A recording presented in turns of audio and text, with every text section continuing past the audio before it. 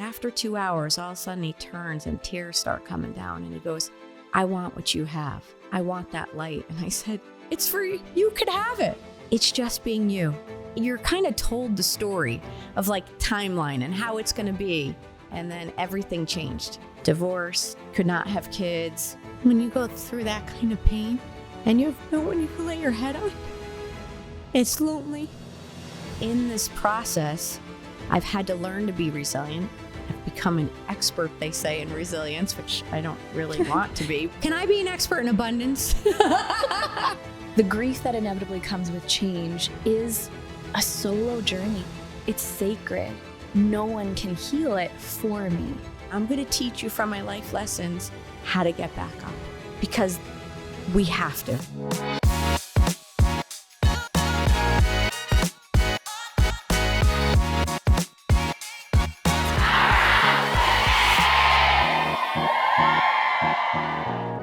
Hi, friend. Welcome back to the podcast. Hi. It's so funny. I usually start with like saying the person's name and saying, Dar, welcome to Powerhouse Women. And when you're with one of your besties, that seems way too formal. It's like, so nice to be on your show. I know. No, seriously. Thanks for having me. Yeah. And I was texting you last night because I said, hey, we're at this Airbnb. The vibe is, cozy. We're going to be on this comfy couch. So very casual. I said, basically what we were doing the other day when we were at your condo, just catching up on life. And I'm so excited to have you back on the show. We've done a couple of other episodes before we started filming in person. And you and I are I actually feel like you're too far away from me right now. I want to give you a hug. in the 2 feet of distance in between us. But you are legitimately one of the most inspiring people in my life. And I'm so blessed to call you a friend. So I can't wait to just share your story and updates from what's been going on in your life. Because when I think about people who embody resilience, you're the poster child for it. And you've done so many incredible things in your career that are an inspiration to me and so many others. So if people were to read your bio, it would say you're a board certified occupational therapist. You are a top performance coach for, the top athletes in the world, the top CEOs in the world. And you're an author, you're a speaker, you do all these incredible things.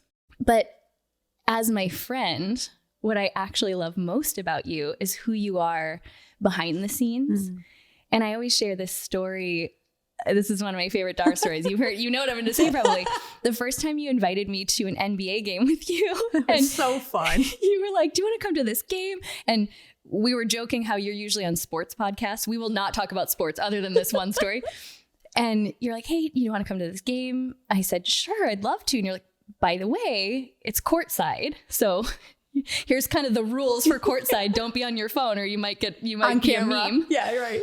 But I remember like having that experience with you and the way that you treated every single person opening the door, every single person cleaning up after, in the hallways was the same as you were, your personal friends with some of the players on the team, like the top players on the team. And to me, that was like, man, this is the Dar that those of us who really know you as. And that's the part that I really want people to know about who you really are beyond the incredible bio and the things you've done. I love that. I love it. And it almost like I already want to cry and we just started, but because I love you so much. But when you talk about that, it's like you're talking about my mom because you kind of learn what you've seen. And my mom was a barber and she treated everyone as if they mattered. Everyone. It didn't matter who you were. And that's just what I grew up knowing. And I've never met a stranger. So as soon as I meet, so it doesn't matter who they're, I'm like, oh my gosh, how are you? And because as you always say, we're not meant to do this life alone. And I think I know what it feels like at times when you feel lonely. And I feel like there are people in certain places that could almost be forgotten. And I never want anyone to come in my world and ever feel like they don't matter. And that doesn't matter who you are. From like you said, I've obviously worked with the Suns for years, but I get to know, you're seeing people every day and you get to know their names and you get to know who they are. And they're beautiful. They may not be on the court, but they make that game happen. They make things happen. Everyone in this world is making our world move forward by how they show up. whether it's in the grocery store, whether it's at the gas station, whether it's running a corporation, everyone matters. And I just think the world would be better if we all treated each other like that and we said each other's names. And you know how nice it is when someone you don't really know comes in and they're like, oh, hi, Linz, and you didn't even think they knew you. It just makes you feel, special that day. Yeah. And that might be the only thing they needed to get through the day, just so that they feel seen. Would you say that characteristic is something that has made you as successful as you are? Do you relate to yourself as successful? You know, what's funny is I just feel like there's so much still to do that I don't feel like I know that my career is in a beautiful place. Okay, this is how I'll say it. I feel successful in the way that where I am in life with the community that I have and the gratitude that I have. And I didn't grow up with a lot. So I think I was sharing even when you were over the house the other night at the condo, I'm like, this is nicer than the place that I grew up in. So if God never blessed me with another thing, like I'm doing great.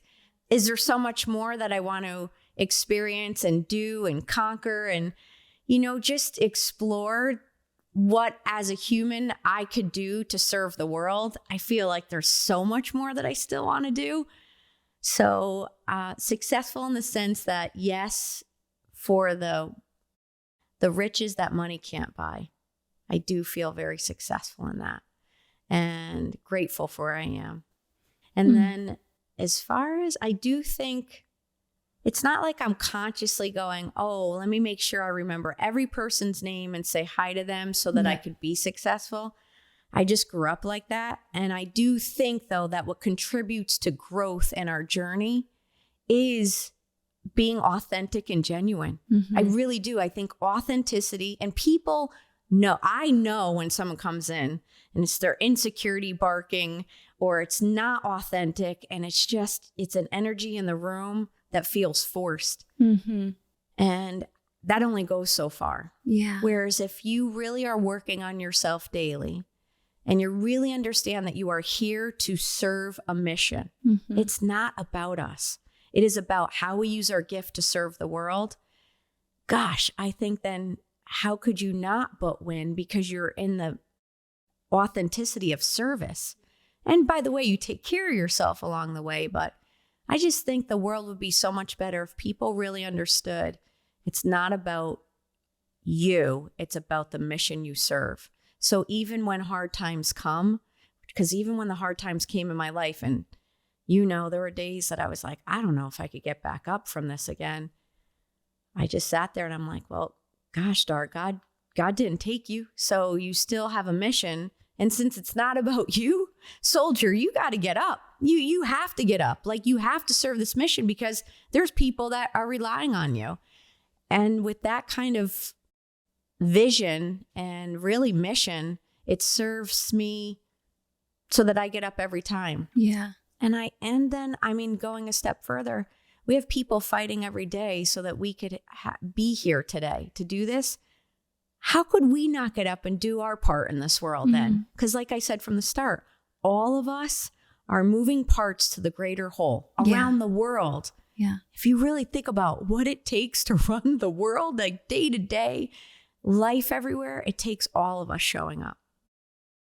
I love how you speak to that energy, because that's the best way to describe, I think, how it feels to be around your energy. Is you feel it, you feel the warmth, you feel the authenticity, and knowing that your career really centers around being in this world that you probably see a lot of the opposite, right? Whether it's in boardrooms, in people who've amassed a lot of wealth or a lot of status, but maybe don't operate in that way. How have you maintained that authenticity for yourself, knowing that you're actually operating in the places where that isn't actually celebrated? Yeah. It's probably more the norm for people to step out of that authenticity to achieve their goals. Has it been difficult to maintain, to just stay true to yourself? Or what is your advice for someone who's maybe working in an environment like that and they are very heart-centered? They are listening to you feeling so seen, but they don't feel like that's very celebrated, or they're not the person getting the recognition, getting promoted. How do you maintain your authenticity, especially when you're in a place like that? What really is helpful is understanding that you're in that spot for a reason and a season. And it may not be forever, but for that moment, you are to be the light, and you are to be the person that shows a way, a better way, because the other way is not the way. It's unfortunate, and it'll get sad, and you'll feel truly like you're acting as someone else because you are, and it catches up to you. But for you going into a situation, whether you're at a workplace or you're in a organization and it just doesn't feel that way, I've helped a lot of people through this, and I'll say, you be that light. Because if no one shows the way, they don't know a better way. And by the way, when they go through hard times, and they will, they're going to look and go to you. How do you do this? How? Because in my world, whether I'm walking into a locker room, multi-billion-dollar company, helping the founders or the CEOs, I truly believe I got called in for that reason. And I don't waver from who I am, because again, I can't give what I don't have. And so I come in serving where God asked me to. And then ultimately, every time there's a moment where they'll go, what do you have that I don't? What is that like? I mean, those are their exact words. I had a guy that everyone knows on TV. They see him all the time. And we were together for about 2 hours. And it was after 2 hours, all of a sudden he turns and tears start coming down. And he goes, I want what you have. I want that light. And I said, it's free. It's free. You could have it. Free 99. Yeah. And I was like, it's just being you. And I said, and it's also believing in something bigger than yourself, because you can't carry the burden of this all yourself. We're not meant to do it alone. You can't do it in your own strength. There is a bigger light, and you can be the light. You could choose to flip the situation. And speaking of sports, we weren't going to talk about sports, but one of the things, I was on a sports podcast. I mean, they were talking about everything under the sun, from what happens off the ice, on the ice, all that stuff. And we're talking about resiliency. And then at the end of it, which this never happens on this particular podcast, they go, we got to talk about your faith. We got to talk about, your light. And I'm thinking, what in the world? And I say this again because I'm just authentically being me. And so it gets picked up, and then people will ask for it. So whatever that is, whatever you're bringing to the table, authentically you, and you're bringing a light, and you're bringing genuine goodness to the world, it's going to work out. It will always work out. And the world needs to see more good. Especially right now.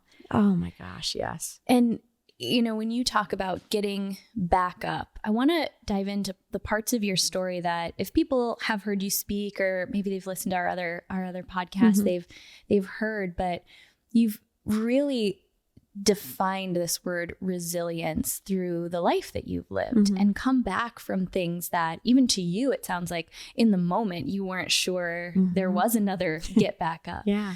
So take us to the part of your story where you, now looking back in hindsight, realize you were starting to build that resilience. Yeah. When was that hard season for you that you realize it built you into who you are? Where did that start?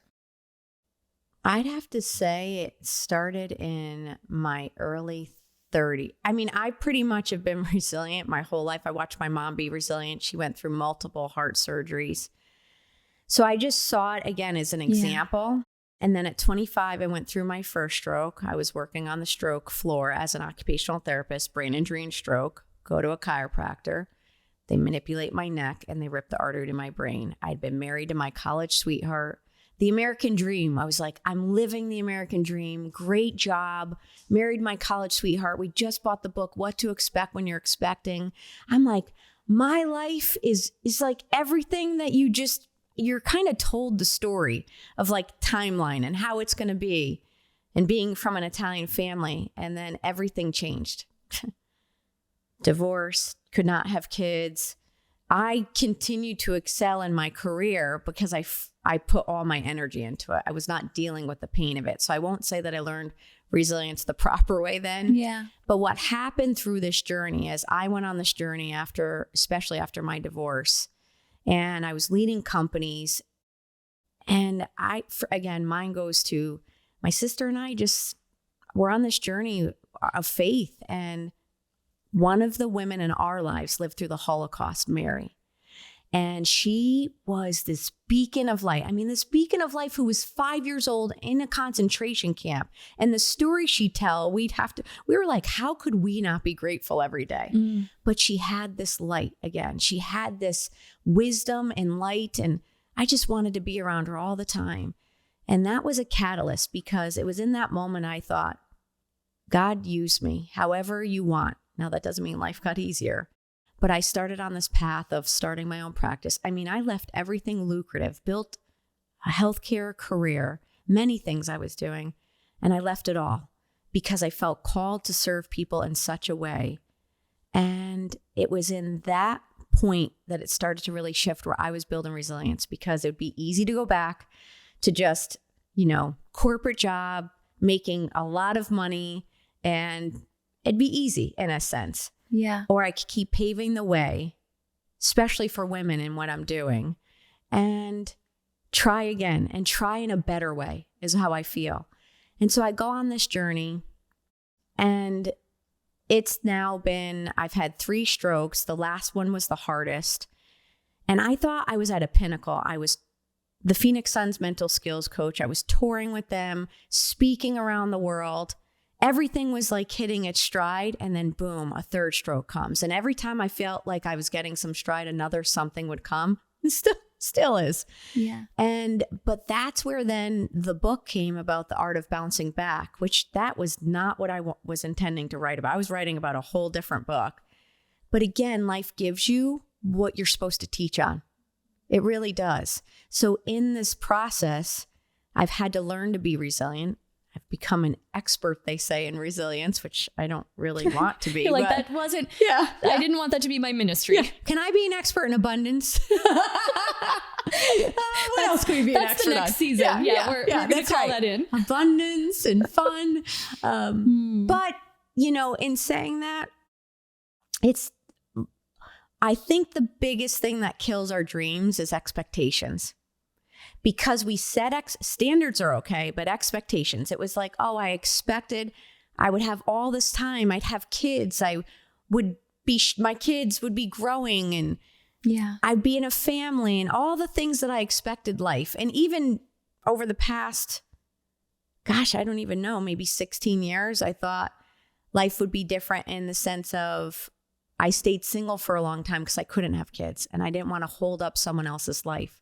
To only hear, like I shared at your event, that a doctor told me just 2 years ago I could have had kids all this time. And I was like, wait, what? Again, the expectations. I expected I'd be a mom. I expected things would be a certain way. And I have to tell you, you have to put the expectations aside. You could have dreams. You could have visions. You could have standards. But stay agile in the process. And don't just expect things to be a certain way. Just stay open. Stay open and let things flow in and let them flow out. Surrender.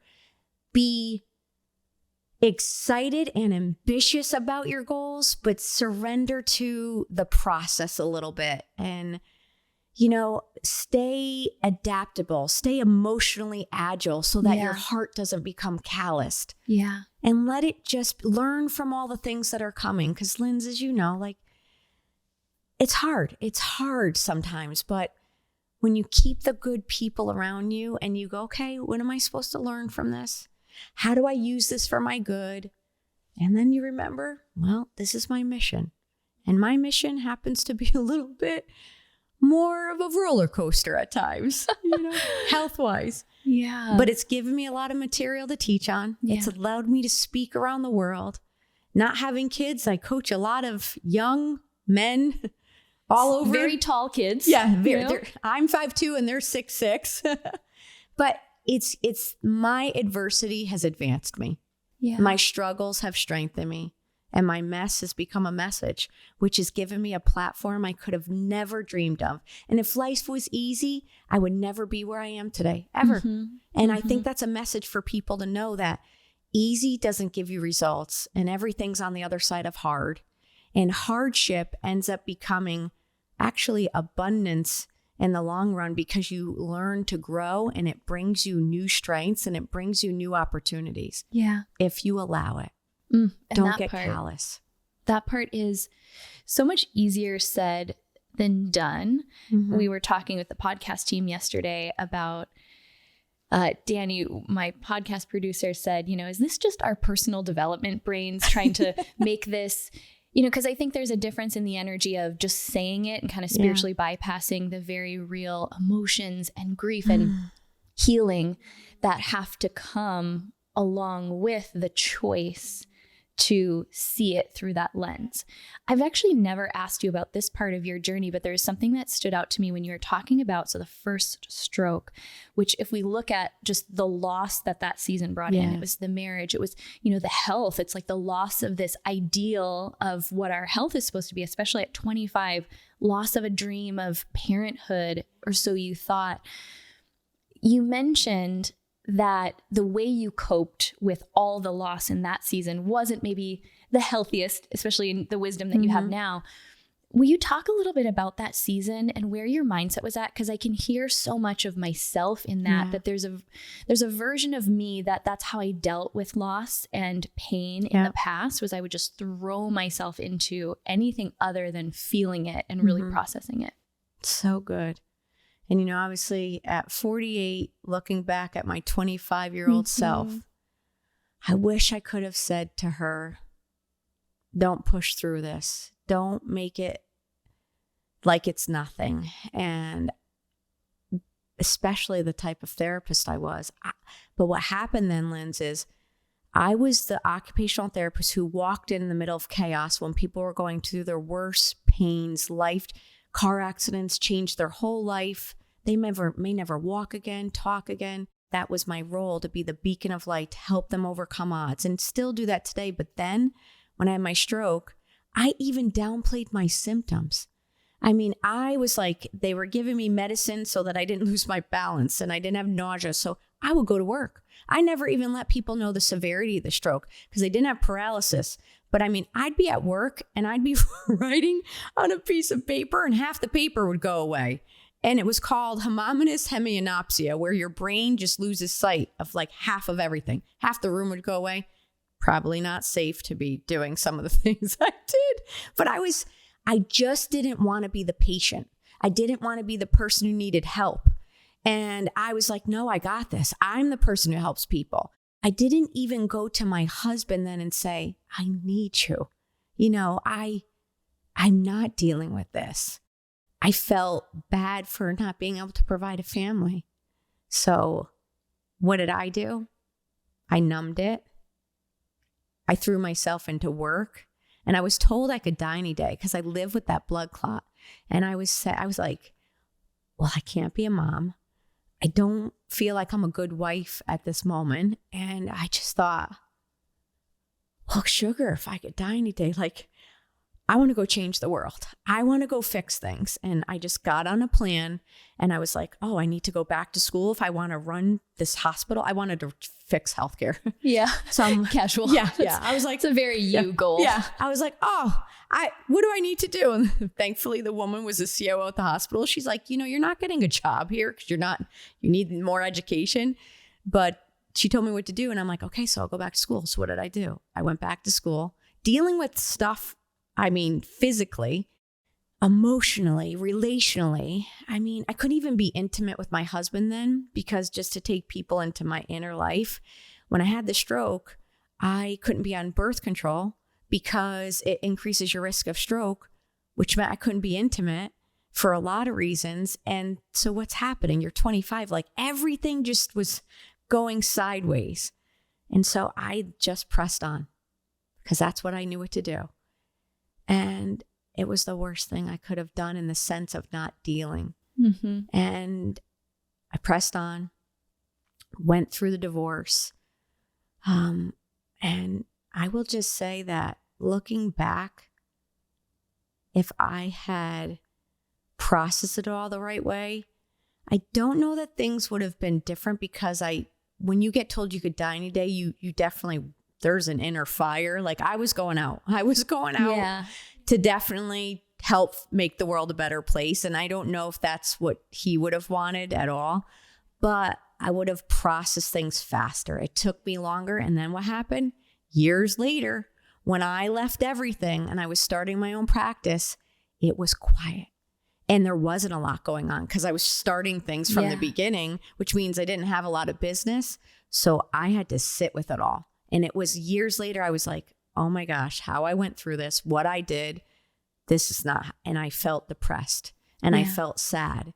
And I remember had gone through a bad relationship even after that. And I remember sitting there on a morning in the summer in Connecticut. My hair's on top of my head. I have like a fleece on. It's summer, but I'm in the house that I was staying in. And my sister comes over and she's like, get up. And I was like, Denise, I can't. And I said, I'm the one who gets everyone going and I can't go. And she's like, you have to. And I said, I know mentally, but in here, I don't have anything. Like, I don't know what to do. And she said, God did not give you life to isolate or go back to old ways.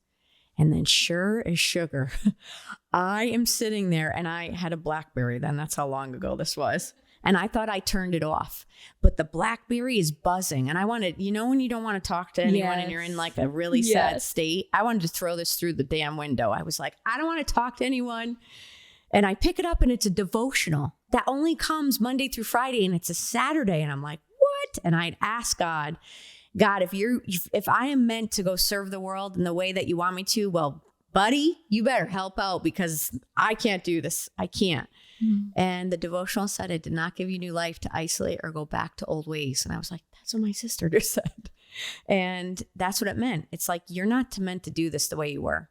You're not plowing through this. You're dealing with this. I am still a little bit of I don't want to say workaholic. I'm a passionaholic. Yeah. Like when I get passionate, I just pour into it. And I don't know that that'll ever change, and nor do I want that to, but I've learned how to balance it more. But also, I got back up the next day, got up. I go to a non-denominational church. I walked in, and I will tell you, it was like something went right in, and it's like, you got this now. Now, again, it's not that life got easier. I just learned, like, Dar, you do the work. And I started doing all the inner work that I'd never done. Yeah. A lot. Every day. I'm still doing it, And it just allowed me to show up. I just feel, I feel light. I just feel very grateful and at peace with life. Even after losing both my parents and going through all the things that still. Mm-hmm. I just feel grateful. And do you credit that to that season of starting to do the real inner work? Yes. Yeah. You can't run. And that's why even in the book, I started with the chapter, Embrace the Suck, because if you don't embrace it, because it stinks. Yeah. I mean, when you get hurt, when you go through something, you lose a job, you feel any of those emotions and you go through it, my gosh, you're like, this sucks. I don't even like that word, but that's what it is. Yeah. Even when I lost my parents, I was like, no. But you sit there and you go, okay, well, we got to embrace this, because what you don't embrace, you can't get through. Yeah. Oh, it's just like everything I need to hear right now. And I know that there's so many other people who've shared with me that they're just going through a lot of change right now. Mm-hmm. And change brings loss, whether it's the loss of physical things or physical people or just identities. And the part that I am realizing in this season of my life that it is inevitably going to come with any change, even exciting change, is grief. Oh, can we talk a little bit about grief and just how that's played a part in your story? I will tell you, just this Mother's Day, I've felt grief. I've grieved not being a mom at times, but I don't think I really grieved it till just this year, like fully grieved it. I grieve loss. I'm a big Italian family. We lost some close family members. Then I lost my parents. I feel grief for not having a family. Even a husband that I could have shared life. I know it'll come in its right time, but I grieve not having gone through those stages. And when I lost my mom and dad, I didn't have anyone to lay my head on. And I came home from those services and I miss them. And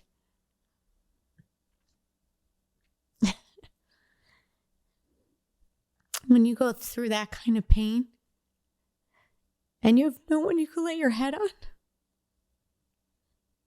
it's lonely. And then when I had my stroke,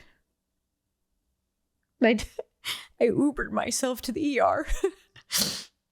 And I sat there, and again, it's not that I don't have close friends, but you know that life partner that has been through the ups and downs. I sat there and I thought,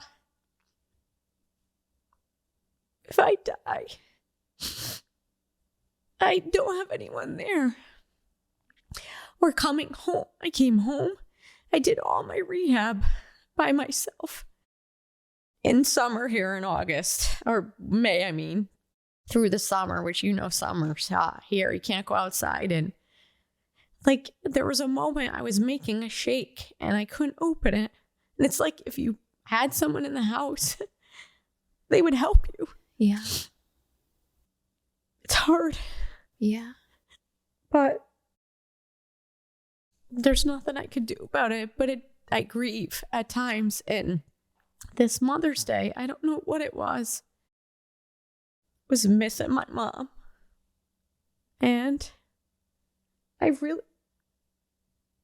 miss that I can't nurture in the way that I want to as a mom. Yeah.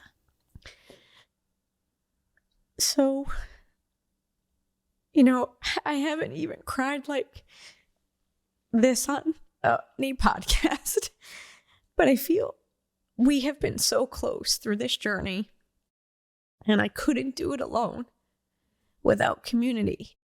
But I just want people to know, because they see us day to day, and day to day, I am grateful and I am happy, but that doesn't mean that there's pain. And grief is like a roller coaster. Yeah. Even when whatever other blessings are coming, grief is still going to be there. You know, when someone said to me, "Oh, you still talk about your mom a lot." And I was like, you talk about Princess Diana and you've never met her. You talk about Biggie and Tupac. you talk about, Kobe Bryant, and you put up statues, and you've never met these damn people, and you cry and you grieve. My mom and dad are like, they're the mecca of my life. Like, hell yes, I'd put a damn statue for them if I could. So yes, I'm going to talk about them to the day I go. I want them to be celebrated, I don't want people to feel like they're gone. And so I say this because grief is going to come in so many ways, but then the way I turn it for good is I try to celebrate it, Yeah. But it's going to happen. I mean, you're going to have moments. And by the way, grief is going to keep coming, because for people that life is going as planned, people are going to pass away.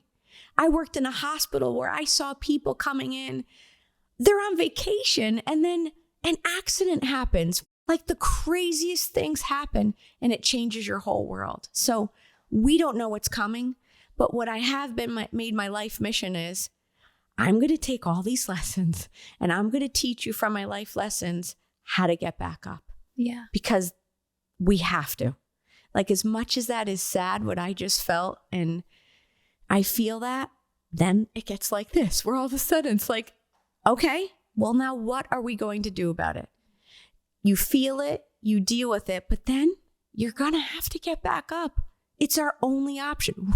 The other way is quitting, and we know what that looks like. There's technically another option that, again, it's just such a beautiful reminder, and thank you. Thank you for that gift of even just allowing us to witness your power in the vulnerability. And I think the reminder for me right now that what's so interesting about going through so much change and feeling more grief than I've ever really processed, every time a friend says, and you've been one of them, hey, I'm here. I mean, you're the friend that's like, want to go on a trip?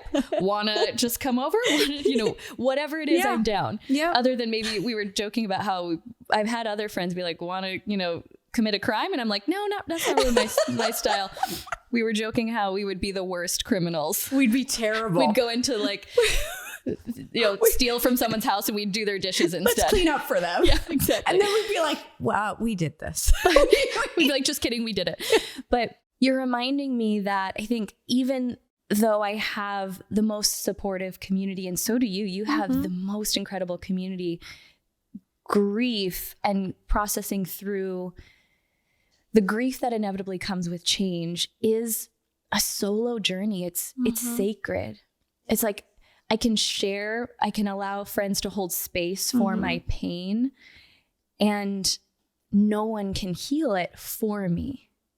I know. And I think it's also taught me how to be with other people's grief or pain or sadness as well, and realize it's not my job. I can do their dishes, right? Yeah. But it's not my job to take it away or do anything other than just witness it. Yeah. I think that's an important message, because how you get through things is really you really only need one or two people that you could fully be you. In the sense that, where I've said to you, because I know the pain, and I could say, Linz, I just want you to know, if you just want to sit on the couch, you don't even have to talk to me. You could just sit there, but knowing you're not sitting alone in your home if you don't want to, but knowing you don't want to talk either, you just come over, or you want to take a ride to the store. Do you want to go listen to a song? Like, just letting the person just be where they're like, I'm just coming over. You're like, okay. And you can even be like, I got this instance. You're like, all right, I just want to be in your space. Just knowing you have people that you could literally just be like, I'm coming over, or I want you to come over. It is so important. And I mean, I think it's also important to know when you have to go through that, but when you have to pull someone a little bit too. And I say that because I had a friend who went through some serious grief, lost their spouse, and was in a spiral to suicide. And there was a day on the phone, I heard what I know, obviously being a therapist. And when you call someone when you're sad and you're like, do you want this? Do you want that? You're like, no. And then once they kind of get you out a little bit, you're glad you did. But your automatic reaction is, no, I'm not leaving my sweats, my hair up, and my space. And I'm not putting makeup on. But this person in particular, I heard their voice and I knew it was going down. And I went over, I said, pack your bags. They're like, hell no. I said, get your shiz together. We're going on a trip. We're going to Sedona. They're like, no. I said, I'm serious. Like, this is life or death right now. Pack your bags and we're going. I took this person golf. I'm not even a good golfer. I pick up all the balls. I knew this person liked to golf. We went golfing, and I think they laughed because I played so bad. But once we got in nature, once we got out, I just needed to change her state in that moment, because that state was choosing to exit life. And I was like, no. So I say there's a time when you just have to let the person be. But for people, when there is ever a point and you have that close friend, you have to know when you go in, I'm like, we're going. And put your makeup on, or put your hair, get clothes on, and we're exiting the house. Because you also know there's a time too where if you sit too long in it, it does become the enemy. And I tell my clients this too. Solitary confinement is the most unsafe place in a prison. Think about it.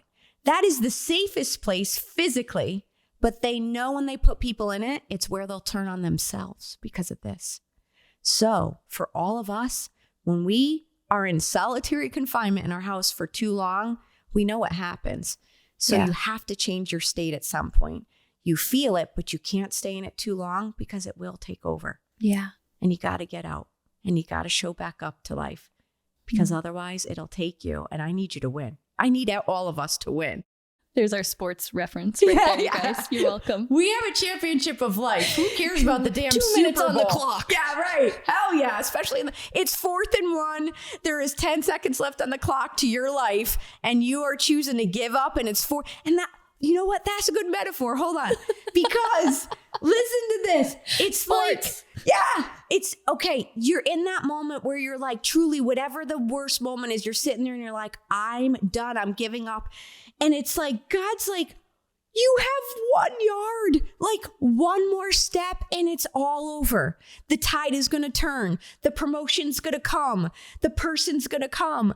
The new adventure's going to come. The business is going to happen. Like, it's 1 more yard. Crawl to that. I don't care what, bleed, crawl, do what you need to. And it's a touchdown and it's a win. That's life. Like, that's life sometimes. It's almost there. And that's what happens by just going 1 more yard at a time. You get to the touchdown. That's it. That's a wrap, folks. That's pretty much how do we top that. I feel like this is making me think about our recent conversations have been, yes, we're supporting each other through just a lot of change and even the grief that comes with really positive change. Yeah. And we've just been dreaming bigger than ever together. Yes. So I want to talk about our era of the problem that we're solving for is just all this abundance that we need to figure out what to do with, right?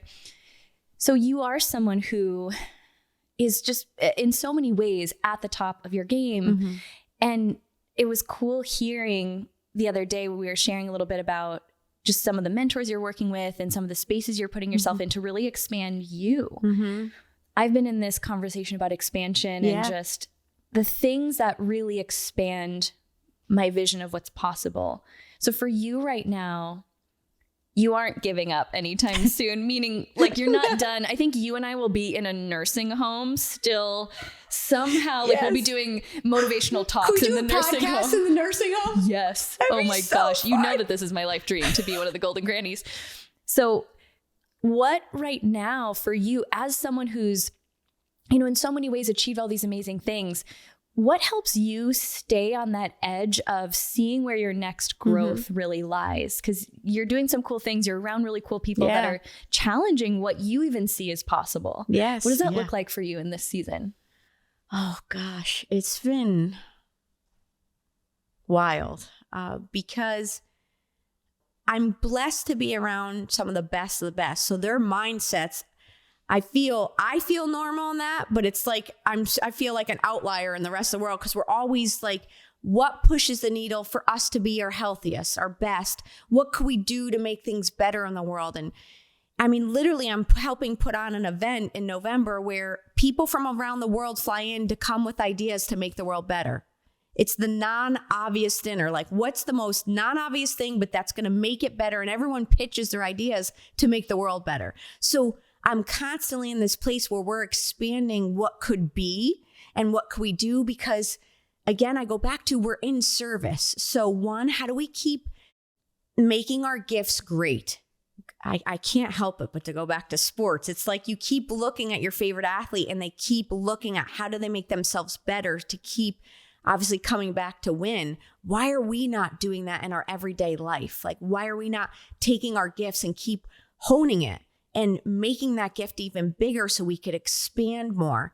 And for me, expansion is I finally found a coach and a mentor who's been in spaces that are far bigger than me. And he keeps saying like, these are the spaces that you're in a lot of ways. I'm just going to help you see it differently. And I'm working on bringing more modalities like precision healthcare. I'm studying epigenetics. I mean, why do I keep going back to school and studying? It's like, this is, everyone around me like, Dar, I'm like, I don't know. Soon, I don't know why I do this to myself, but I don't think I ever will, but I'm a curious learner. I just want to keep learning because also I feel the responsibility. If this is the best of the best hiring me to be the best, for them to be the best, I better keep learning so that I'm bringing them. I never want to stagnate. Yeah. I would never want to hire someone too that was like, I'm just resting on my laurels. No, like what's new? What do you need to do to keep being better? But my world is studying this whole space of epigenetics in that is DNA loads the gun, meaning how we're made. Epigenetics is our environment, from your thoughts to the food, to the exercise, to the environment, to where you live. It's custom for you. And how you build your environment is going to pull the trigger on your health, good or bad. So I want people to be at their best. So I have now gone down this road of expanding, studying precision care. And I'm bringing this into sports and in business and coaching, where I've always been about precision and customizing. I don't subscribe to one size fits all. Yeah. Everyone should be vegan. Everyone should be carnivore. Everyone should do this type of exercise. No, it's custom to you. Even how you handle your emotions. One therapy is going to be different for you than it's going to be for me. So this customization of providing care for people is kind of how I'm expanding, but I believe it's expanding me for something bigger, for a movie or a show, even in that space, which I can't even act. I mean, it's funny that people are like, oh, I really believe there's this movie or show that's coming for you. I'm like, if you asked me to be serious, I couldn't if I tried. Like, what? And I told you before, I told my friend, I'm like, whatever you put me in, could you just put me as me? Cast me as the authentic me. Like the person that's going to come, the Italian therapist coach from The Sopranos or something, like, who doesn't swear. That's right. Sugar. But, even that, it's like, wow, okay, well, let's see what happens. But I'm just open to reaching people as far and as wide from stages and places and platforms that I could keep getting a message out. And I'm not afraid to try new things. What happens? It doesn't work? All right, well, here we are. I mean, the worst thing that could happen is me being the same in 1 year from now. I don't want that for anyone. I want everyone to be a different version a year from now. And the way you stay to, this is very important. While we all love to expand, you have to have gratitude on the journey. Because if you're always, I'm not chasing a carrot. Yeah. Like for me, it's not chasing a carrot. It's just expanding for, what else can I do? How else can I show up? Where can I serve? What do I need to do to help people? That is how it fuels me. So I get excited about where to expand to, but I'm grateful for where I am at the moment. Because I want to be so present here with you right now. I want to be present. This day today. I'm like, how could it be so present today in case I don't get tomorrow? Did I enjoy this day? What if tomorrow something happens in my health? And it's like, I will be so pissed if I lost all these days because I was worried about what happened every day that I never got to live the day, or because I was chasing something that I never got to be in the space. And that's what I coach all my players and the people I work with. I said, I want you to go for that goal. Let's go. But damn it, have fun. And my practice is built on 3 things. When I developed my practice to help people, it's to be brave. I help people become more brave and courageous at what they do. I create clarity in their mindset, and we have fun. We make the runway count. Brave, clear, and fun. So when anyone comes around me in friendship or in life or in work, it's like, damn it, we're going to be brave and bold in what we do. We're going to be courageous because that's how we were created to be. We're going to create clarity because without clarity, there's clutter and that creates chaos. And then we're going to make this runway count and we're going to have fun. Hell yeah. Yeah. I don't want it boring. Oh gosh, no. No. You really are all of that and so much more. And I want to make sure we tell people where to connect with you, where to get your book, because if you listened to this and you really just felt so seen, especially if you're someone, or if you know someone who's going through a more challenging season, you're either in one, coming out of one, or there's one up ahead, because that is what life is. Will you talk about the book, where people can find it, what it's called, and just what they can expect, and then just where to connect with you? The Art of Bouncing Back is the book.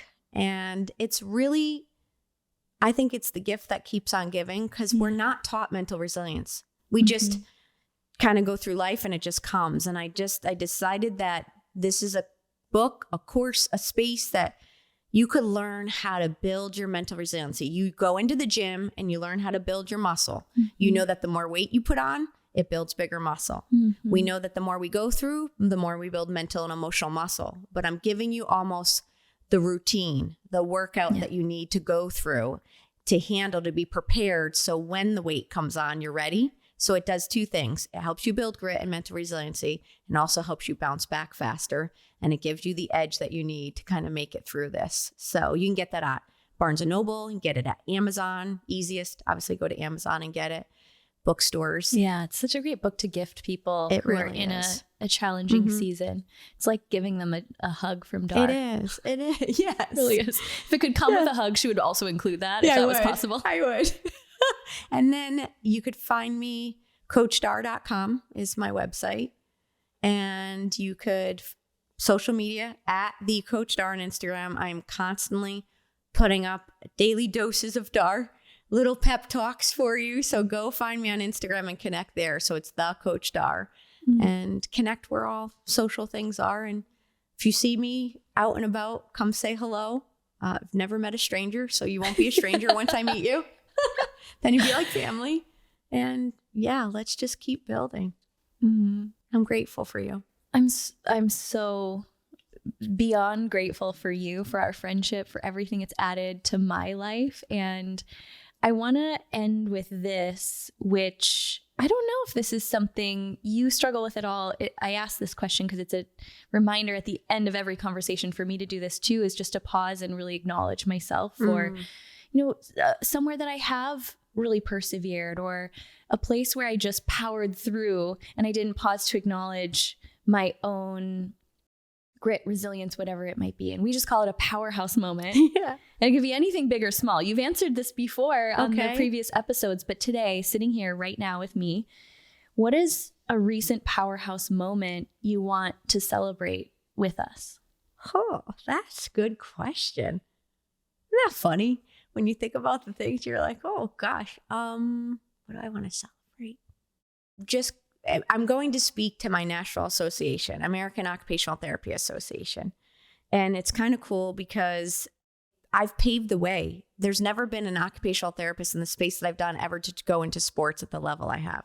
And again, women were not allowed in sports like I was when I started. And that was its own journey. So I kind of want to celebrate the powerhouse women part of it. And is that being a woman, not being afraid to step into rooms where men typically have been.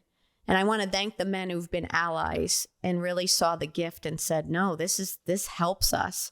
So I want to celebrate the courage that I had to stay going, especially in the 2008 days when it was even 2005, but where you're walking in rooms where typically it would have been for sure were more than women, and even to this day, and didn't give up because I believed in the gift and the gift I was bringing to the rooms I was walking into. So yeah, I celebrate that. And recently I just got awarded a Lifetime Achievement Award for my work in mental health. So lifetime achievement at the ripe young age of 48. Yeah. I mean, that's just the first half of life achievement.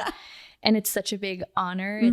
It's a small reflection of who you are for people. Yeah. And I'm so grateful to have you in my life. Thank you. Thank you. Thanks for having me on, and thanks for being in my life.